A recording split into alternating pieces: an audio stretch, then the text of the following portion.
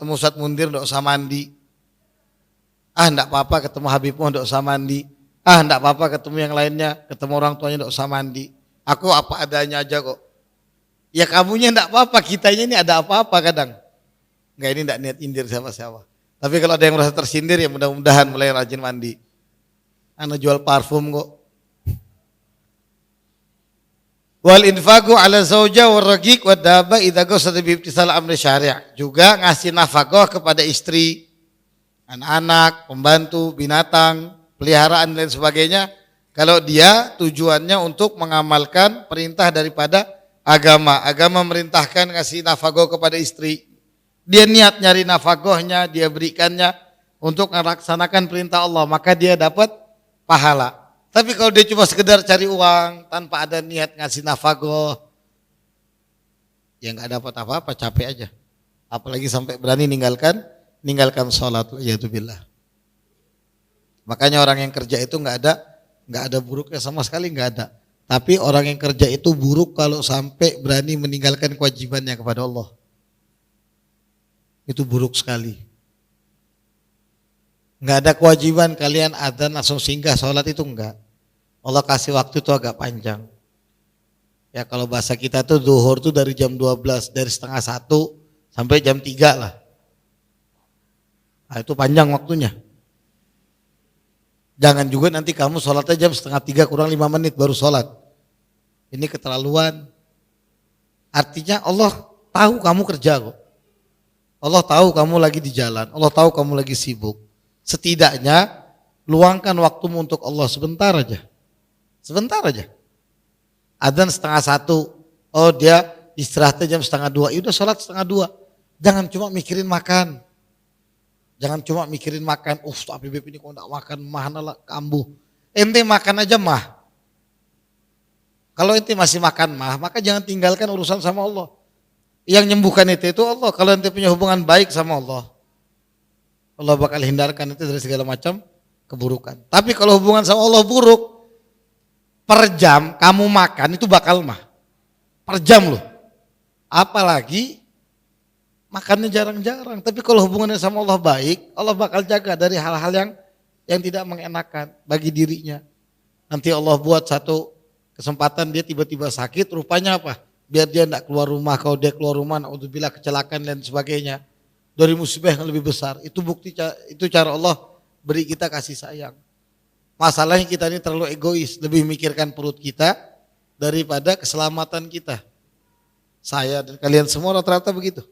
Lebih mikirkan isi perut kita daripada mikirkan keselamatan kita. Padahal kalau hubungan kita baik sama Allah, Allah bakal amankan semua urusan kita. Apa katanya Allah? Wa huwa yatawallas sholihin. Allah yang langsung ngurusin keperluannya orang-orang soleh. Kamu punya urusan banyak, nggak pernah benar ya karena kamu nggak pernah perbaiki hubunganmu dengan Allah. Waliyadzubillah. Maka perbaiki dari sekarang. Naam. Wa qila innaha tadullu ala anna man nawa syai'an yahsulahu in lam ya'malhu limani'in syar'in kamaridin takhallafa 'anil jamaah wa kana qasdu fa'alaha laulal marad.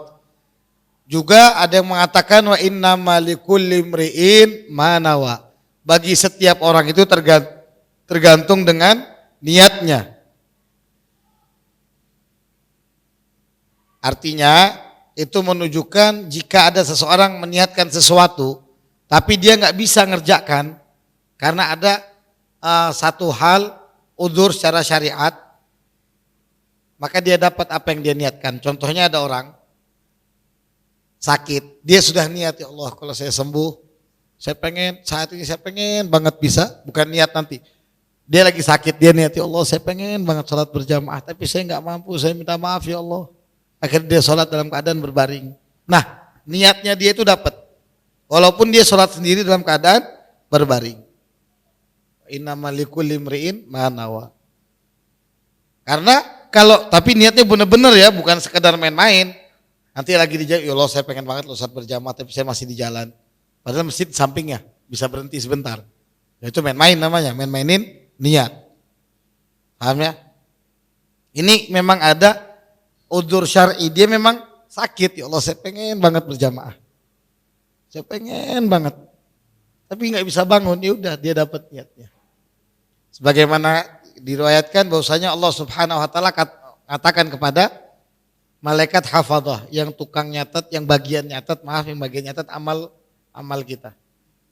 Kata Allah, tuliskan buat hambaku si fulan kada wa kada.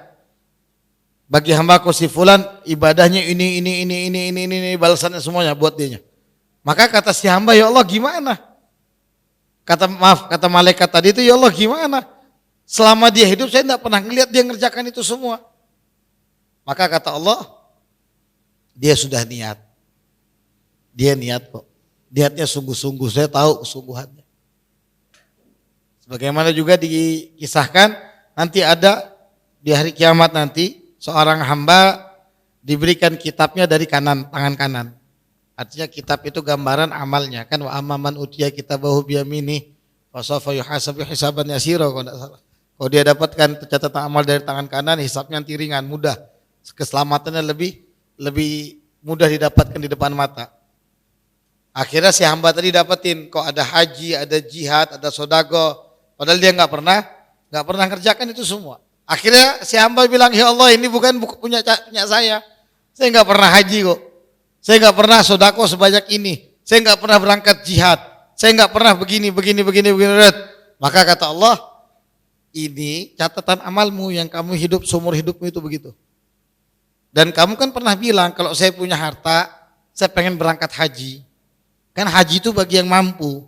Nah kalau kamu tidak mampu jangan maksa. Mau umroh pun demikian. Kalau kamu tidak mampu jangan maksa. Maaf, ada ulama yang membolehkan umroh dulu bayar belakangan kan ada. Tapi buat saya dan beberapa orang pernah saya tanyakan daripada guru-guru saya, mereka bilang jangan mampu dulu baru umroh. Kalau kamu berangkat pulangnya ada tagihan, artinya apa? Kamu belum mampu. Itu sangat berbahaya daripada kesahan, kemabrurohan umrohmu. Tapi kan banyak yang nggak remeh sekarang, Bib. Ini Bib, kalau nggak begini saya nggak bisa berangkat. Dosa usah berangkat. Niatkan benar-benar. Kalau memang ada niat pasti berangkat kok. Habib Agil udah buktikan. Niat ada, uang nggak ada, tapi berangkat kan. Alhamdulillah. Yusuf sudah buktikan, Anas sendiri sudah buktikan, alhamdulillah. Niat ada, semangat ada, tapi tahu-tahu ada hamba Allah yang ngasih berangkat umroh tahun kemarin, Desember tahun kemarin. Nah, tanggal 6 kalau tidak salah itu. Siapa tahu ada yang mau ngasih lagi tahun ini. Tanpa ada nyindir-nyindir sama sekali, nggak ada nyindir. Tahu-tahu diberangkatkan, satu keluarga, bawa Habib Agil, bawa Asep. Nah, kata si hamba tadi kata Allah, kamu selama hidup, kalau kamu punya uang, katamu, kamu niat, saya pengen berangkat haji, pengen sodakoh yang banyak. Maka kata Allah, saya tahu dari kesungguhan niatmu. Maka aku berikan kamu pahala seperti yang kamu harapkan. Haji yang mabrur, umroh yang mabrur, sodakoh yang banyak dan lain sebagainya. Diberikan jihad dan lain sebagainya. Karena niatnya betul-betul sungguh. Makanya saya sering bilang sama teman-teman yang sudah mulai oversize, kamu tidak ada niat mau bantu jadi pasukannya Imam Mahdi. Kalau ada niatmu dan lau sodakon niatuka, kalau memang benar niatmu, kecilkan badanmu, sehatkan badanmu. Masa iya nanti pasukannya Imam Mahdi badannya kayak saya tempo hari yang gemuk, mau lari susahnya setengah mati. Muhammad pergi ke sana, nggak sanggup, mangga. Masa begitu kita? Nggak pernah olahraga, nggak pernah. Itu kan berarti niat kita main-main. Tapi kalau niat kita benar-benar sungguh-sungguh, kita bakal seriusin. Walaupun seandainya kata umur kita nggak sampai, itu dapat niatmu. Itu namanya sidqun niyah, kesungguhan niat. Maka yang bisa tahu antara sungguhnya niat kamu atau tidak, ya antara kamu sama Allah. Kalau kamu masih begini, berarti niatmu belum bulat kalau kata orang dulu, belum paten. Masih berubah-berubah, tujuan kamu masih agak-agak melenceng. Tapi kamu benar-benar, kamu pasti relakan kesenanganmu. Pasti kamu relakan. Sama ada orang niat sekali dia mau nikahi perempuan. Sesusah apapun bakal berangkat. Saya dapat istri orang Lampung, pesawat 2 kali. Itu beratnya luar biasa. Tapi karena kesungguhan niat, gunung pun kudaki, lautan ku seberangi. Sampai Lampung akhirnya. Kalau nggak begitu nggak nyampe. Kan begitu. Tapi kalau niatnya setengah-setengah, ya saya mau nikah, tapi ya apa ya, udah cari yang ada aja lah. Ah ini niatnya masih belum bulat. Masih belum bulat. Jadi pastikan niat kalian harus sungguh-sungguh. Dan perbaiki dalam berniat. Nabi Muhammad SAW bersabda, niatul mu'min ablagu min amalih. 1 menit lagi. Niatnya orang beriman itu lebih sampai daripada amalnya. Dan niatnya orang yang fajir, orang yang fasik, orang yang buruk, itu lebih buruk daripada amalnya. Contohnya tadi Ustadz Mundir bilang, anak saya mondok mau jadi apa nanti keluarnya. Begitu ada santri, ada ustadz, ada atau ngeliatlah saya sama Ustadz Mundir, moro-moro pakai iPhone 16 Pro sama Pro Max umpama. Mobil tahu-tahu ada yang belikan BMW. Habis itu apa lagi? Jam tangannya misalkan pakai iWatch Ultra. Ya kan? iPad-nya sudah ada. Apa lagi? Itu nanti bilang, oh ini enggak zuhud, ini begini, ini begini, ini begini. Padahal maaf, saya nggak bilang diri saya baik. Tapi kadang-kadang kita sama ulama itu begitu. Harta, kekayaan itu lebih bagus di tangan orang alim atau orang fajir? Lebih banyak sedekahnya orang alim atau orang fajir? Jelas orang alim, orang soleh, orang yang punya ilmu. Dia lebih berani sedekah daripada orang fajir. Orang fajir berani sedekah 10 juta, tapi dia lebih berani untuk nyawer 100 juta. Ya kan? Kalau orang alim, itu dia bakal takut mau nyawer 100 juta. Buat apa aku buang-buang uang? Nah ini, niatnya tadi itu, saat kamu mondokkan anak itu, udah jangan pusingkan urusan dunianya. Kalau toh dia urusan nanti bakal jadi kaya, dia bakal kaya. Kalau emang susah, dia enggak mondok, dia susah. Dan maaf, banyak sekali orang-orang yang enggak mondok lebih susah. Maaf. Banyak sekali orang enggak mondok lebih susah. Artinya enggak ada urusan. Urusan mondok ataupun tidak sama kekayaan itu enggak ada urusan. Semua itu sudah garisan dari Allah, ujian dari Allah. Memang ada yang dimudahkan oleh Allah kerjaannya, ada yang diem saja, tahu-tahu uang datang kepadanya. Ada lagi ya macam-macam lah. Entah dia pelihara tuyul kah atau dia jadi babi ngepet kah. Terlepas dari halal haram. Jadi jangan khawatir, maka dijaga benar-benar. Nah niatnya orang beriman ini lebih sampai daripada amalnya. Niat, kalau saya punya uang banyak pengen sedekah, pengen ngasih makan orang, besok Jumat berkah saya pengen siapkan 100 nasi, walaupun kamu enggak punya uang. Tapi kamu niatkan sungguh-sungguh. Ya Allah seandainya kata ada, nah saya pengen buatkan nasi bungkus besok. Saya pengen ngasih ini, ngasih rendang, ngasih daging, ngasih ini itu semua. Pengen biar orang tuh ngerasakan kenyang, ikut bahagia di hari Jumat. Dan seterusnya. Nah itu lebih baik. Karena orang mukmin itu kalau dia niat tentang amal soleh.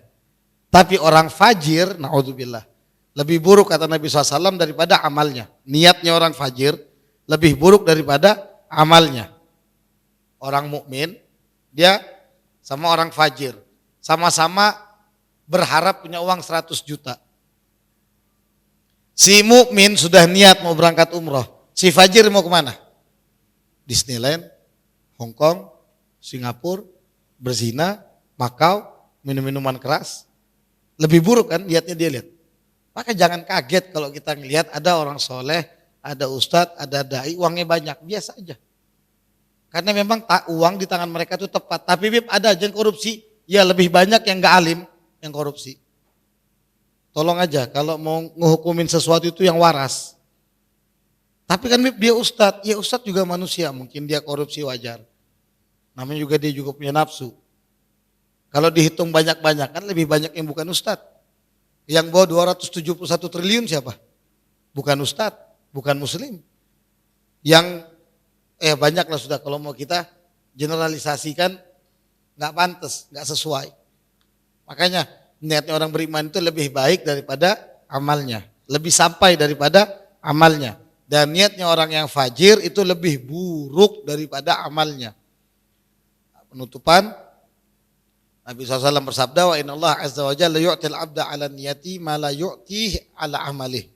Sungguh Allah subhanahu wa ta'ala itu memberikan kepada seorang hamba tergantung dengan niatnya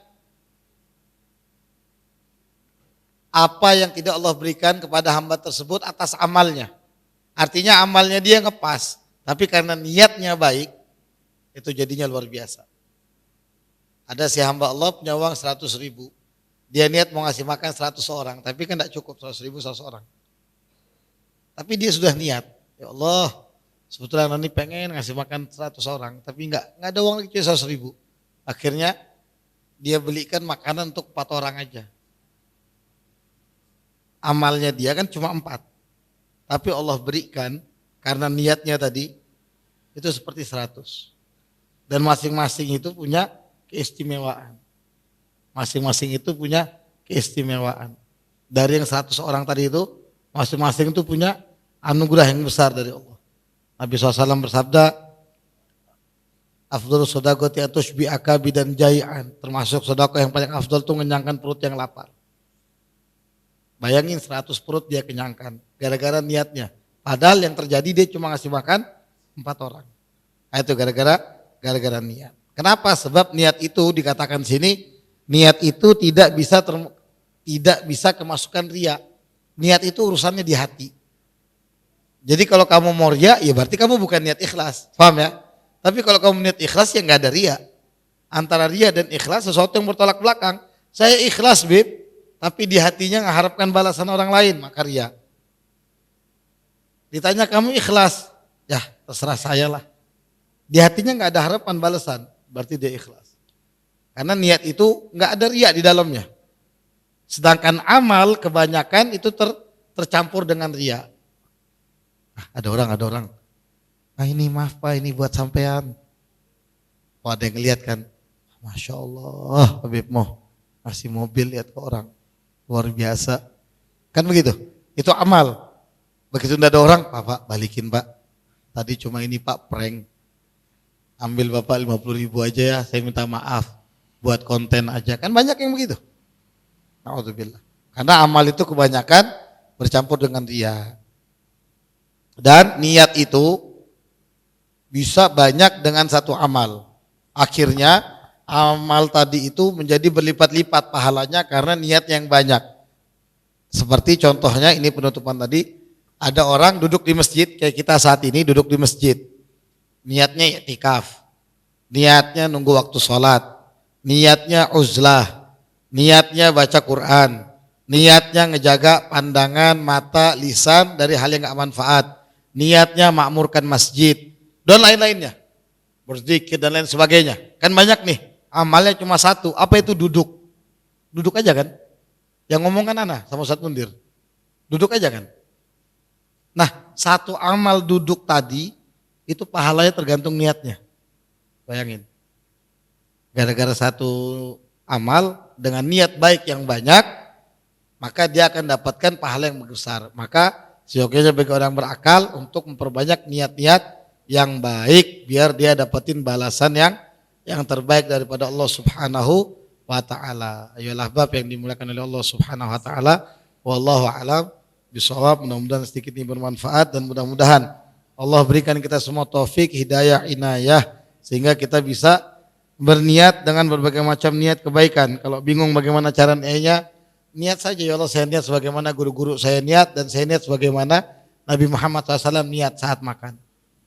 Mudah-mudahan Allah jadikan kita semua termasuk orang yang selamat dunia akhirat, orang yang kelak diberikan catatan amalnya dari tangan kanannya, dan mudah-mudahan Allah ridho kepada kita semua. Amin ya rabbal alamin. Jazakumullah khair jaza. Terima kasih banyak untuk segenap para pengurus Islam. Mudah-mudahan Allah balas antum semua dengan jutaan kebaikan dunia dan akhirat, dan kami mohon maaf atas segala macam kekurangan, kesalahan, kekhilafan. Wal afu minkum. Wassalamualaikum warahmatullahi wabarakatuh. Taqabbalallahu minkum.